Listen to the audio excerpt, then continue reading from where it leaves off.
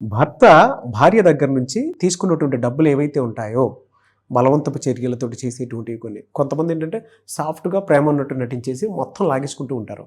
ఆ క్రూయల్టీ అనేది ఎన్ని రకాలుగా ఉంటుంది. ఎన్ని రకాలుగా ఫినాన్షియల్‌గా దెబ్బతీస్తూ ఉంటారు. చివరికి వీళ్ళకి ఏది లేకుండా ఆయన దగ్గరే అడుక్కునేటువంటి పరిస్థితిని తీసుకొనొస్తారు. ఎందుకంటే ఇది ప్రతి ఒక్కరు ఫేస్ చేసేటువంటిదే. కింద కామెంట్ బాక్స్‌లో కూడా దీనికి సంబంధించినవి వస్తూ ఉంటాయి.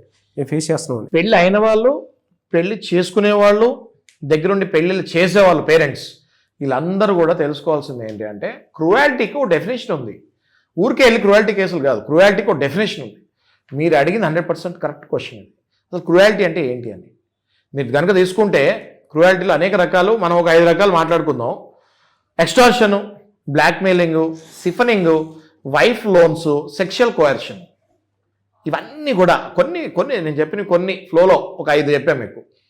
అయితే మనం దీన్ని ఒక్కొక్క పాయింట్ కనుక విడగొట్టుకొని చూస్తే ఎక్స్టార్షన్ ఫస్ట్ క్రూయాలిటీ ఏంటి అంటే భార్య దగ్గర చేసేది ఎక్స్టార్షనే. ఏ రకంగా?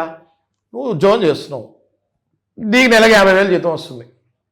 50,000 యాజ్ ఇట్ ఈజ్ రూపాయి కూడా తగ్గకుండా నాకు ఇచ్చేయాలి.